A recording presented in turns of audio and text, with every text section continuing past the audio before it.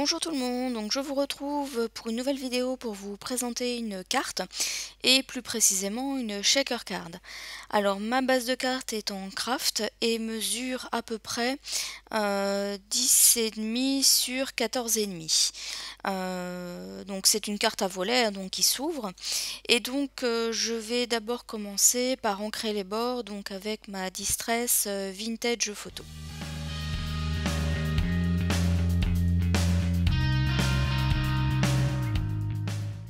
Donc voilà le résultat qu'on obtient et je vais prendre ce cadre. Alors peut-être que vous allez le reconnaître parce que en fait il provient de la même planche que j'ai utilisée la semaine dernière sur ma page. Donc c'est un cadre qui provient de chez Graphic 45 et c'est la collection Steampunk débutante. Donc là aussi je vais ancrer les bords, intérieur et également extérieur avec toujours la Distress Vintage Photo. Et ensuite je vais prendre ce papier donc bleu foncé et qui est légèrement irisé et je vais donc voilà, ça va faire le fond en fait de ma shaker card. Donc là pour le moment vous allez voir, je vais prendre un crayon à papier et je vais donc tracer, donc on va peut-être pas forcément très bien le voir, mais en gros je vais tracer une marque pour savoir à peu près comment découper mon papier pour éviter qu'il dépasse de mon cadre.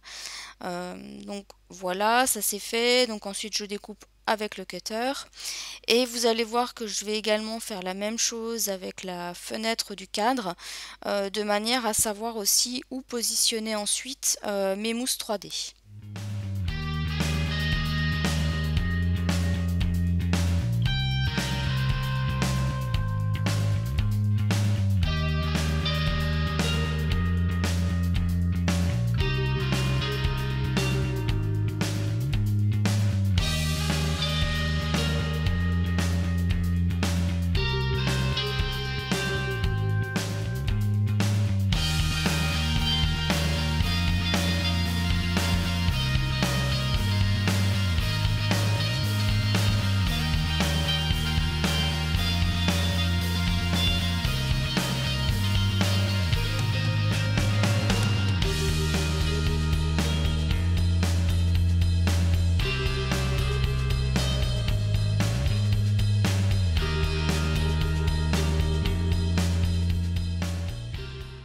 Donc voilà, comme je vous le disais, je trace le cadre au crayon papier sur mon papier bleu pour avoir une idée de où sera ma fenêtre.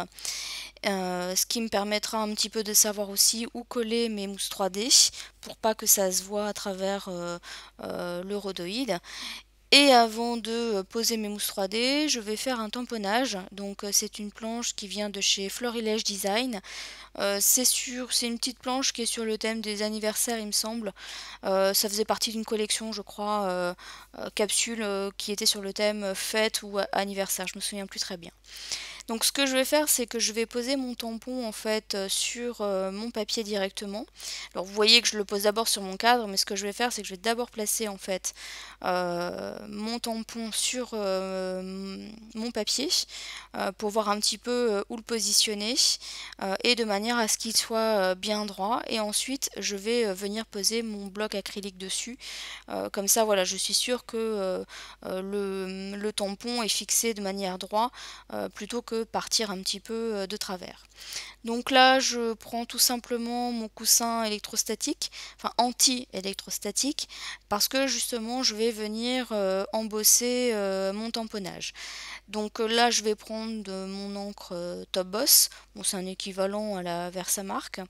Je vais venir tamponner et ensuite, je vais utiliser une poudre à embosser. Donc il s'agira d'une poudre de chez Aladdin. Donc elle est un petit peu pailletée, je crois que c'est la couleur topaz pailletée de mémoire.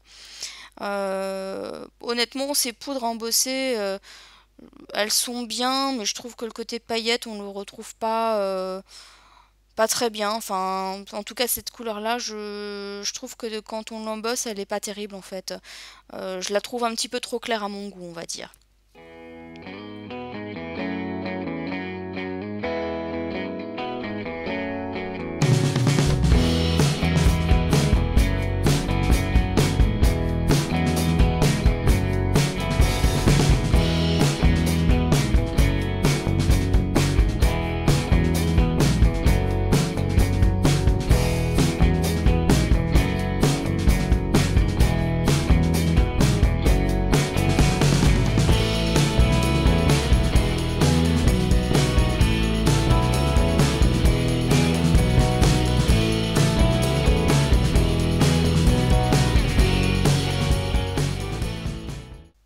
voilà le résultat qu'on obtient une fois que la poudre a été chauffée. Donc là, je vais utiliser de la mousse 3D que je vais placer un petit peu tout autour du cadre que j'avais dessiné avec mon crayon à papier, en faisant bien attention à ce que que mon cadre que je vais réaliser avec ma mousse 3D soit bien totalement fermé, de manière à ce que quand je vais mettre les éléments à l'intérieur de ma shaker card, qu'il n'y ait rien qui puisse s'en échapper. Alors faut surtout faire attention quand on met des paillettes, parce que ça s'immisce un petit peu partout. Moi, vu les éléments que j'ai mis, c'était pas grave s'il y avait un petit espace de rien, mais malgré tout, il faut quand même vraiment faire attention pour éviter que tout part quand on secoue en fait la shaker card.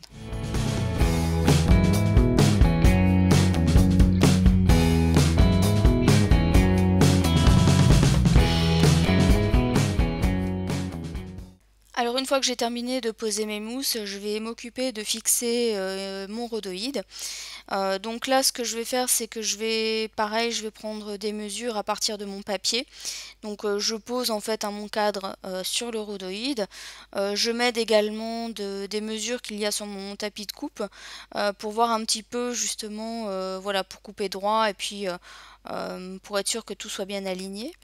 Et donc je vais un petit peu, voilà, je vais repérer, je pose mon cadre, je repère où à peu près en termes de mesure où ça va arriver, et je vais couper mon rhodoïde légèrement plus petit en fait, de manière à ce qu'il ne dépasse pas de mon cadre une fois qu'il sera fixé. Donc là je coupe tout simplement avec mon cutter, et mon rhodoïde, vous allez voir par la suite, voilà, j'avais mis mes doigts dessus, donc forcément il y avait des traces de doigts.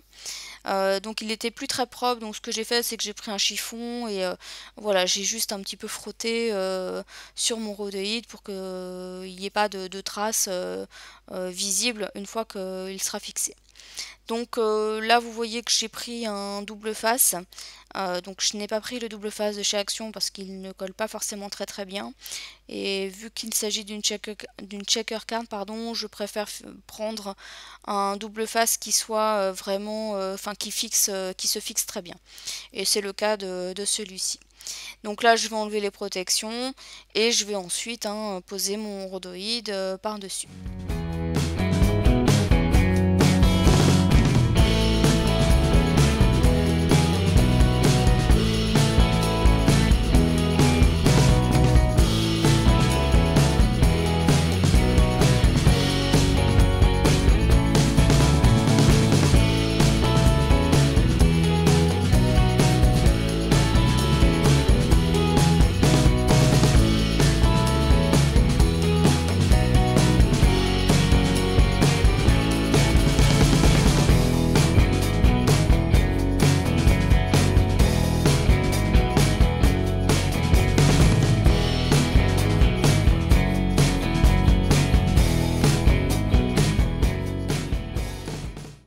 Alors en posant mon rhodoïde, je me suis aperçue que je l'avais mis légèrement de travers, donc il y avait un tout petit morceau qui dépassait. Donc j'ai tout simplement réglé le problème en prenant mon cutter et en coupant l'excédent. Et donc ce que je vais faire par la suite, donc voilà, on voit bien qu'il y a mon rhodoïde. Par la suite, voilà, je vais enlever toutes les protections de mes mousses avant de mettre les éléments en fait à l'intérieur de ma shaker card.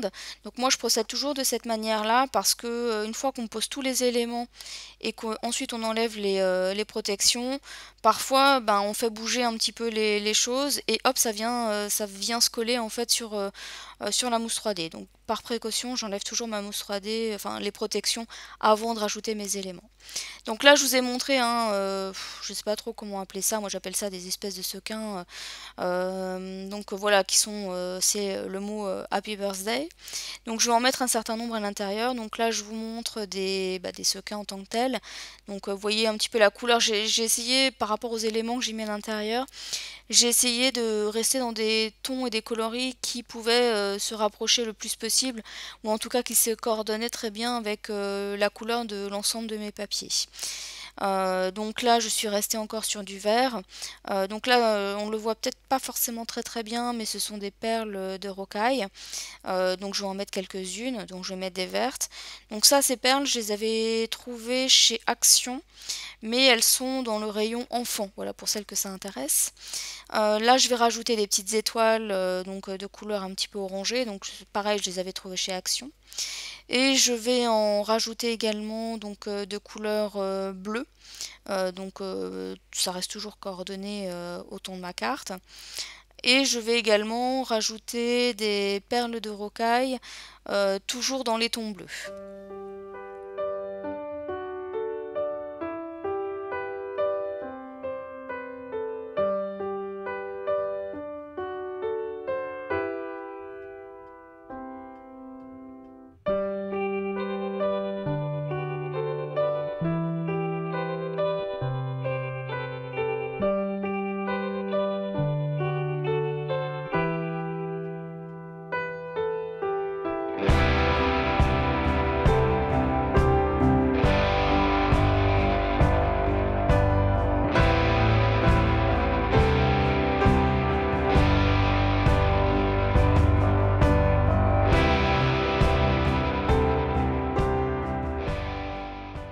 Alors une fois que j'ai fini d'ajouter mes éléments, me reste plus qu'à poser mon cadre en faisant bien attention à bien aligner en fonction des mousses qui sont posées.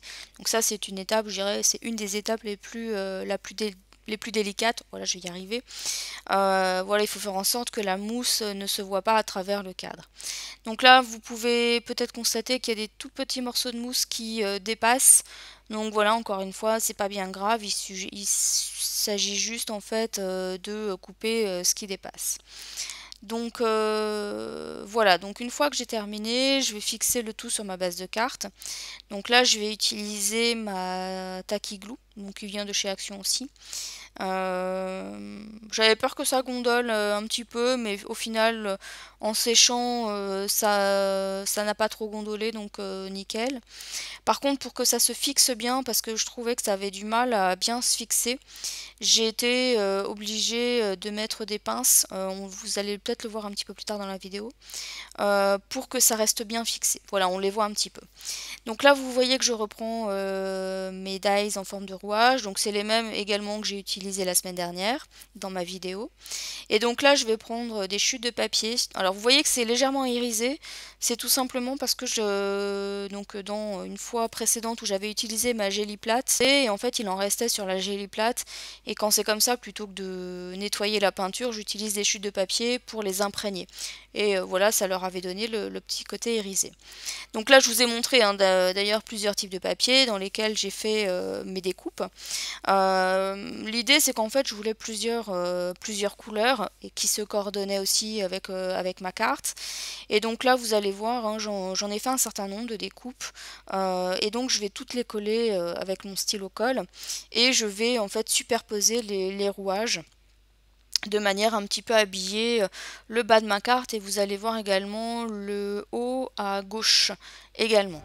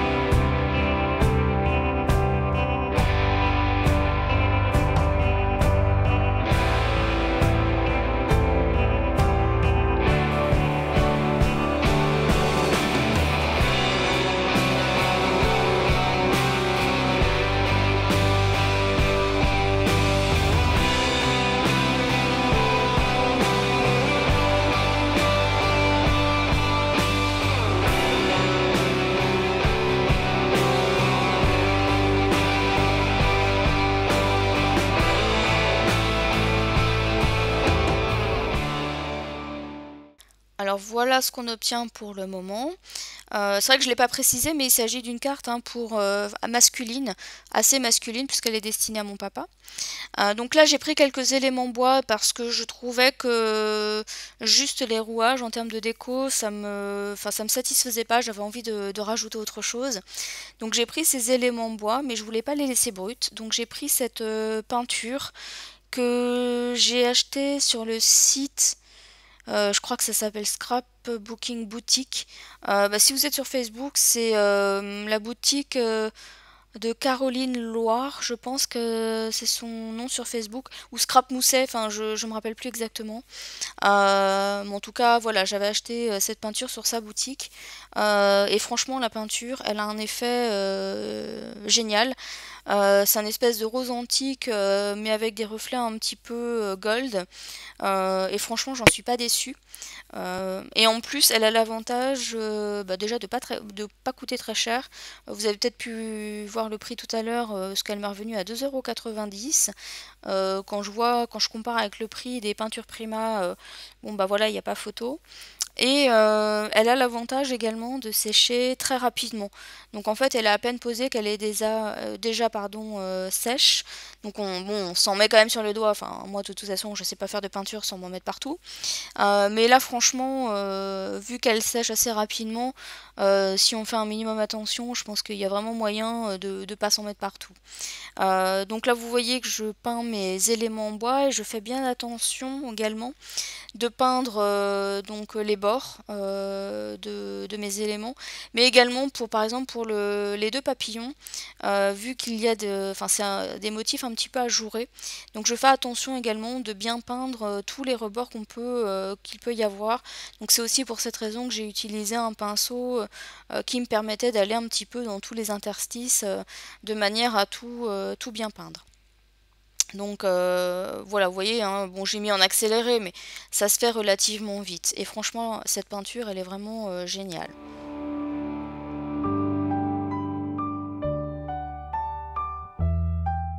Voilà le résultat final. Donc vous voyez, hein, j'ai bien peint les bords de mes éléments. Donc voilà ce que ça donne une fois que mes éléments en bois sont peints. Donc vous voyez, hein, enfin moi en tout cas, je trouve que l'effet est vraiment génial. Et donc ensuite, je vais tout simplement venir les coller sur ma carte et je vais utiliser également la Tacky Glue de chez Action. Donc par la suite ma carte sera terminée. Donc je souhaitais également, avant que la fin de la vidéo n'arrive, souhaiter la bienvenue à tous mes nouveaux abonnés. Donc là j'ai vu que récemment il y en avait eu un certain nombre, enfin il y a de nouveaux abonnés arrivés, donc merci à vous de me rejoindre. Et également merci à toutes les anciennes abonnées, enfin et anciens abonnés, de continuer à être là et de me suivre au fil des semaines. Donc ça fait vraiment plaisir de voir que voilà, il y a de plus en plus d'abonnés et puis de voir aussi tous vos commentaires. Ça fait vraiment plaisir donc à voir et à lire. Donc voici le résultat final de ma carte. Donc j'espère qu'elle vous aura plu. N'hésitez pas à me laisser un petit commentaire et pour ma part, je vous dis à bientôt pour une prochaine vidéo. Bye bye!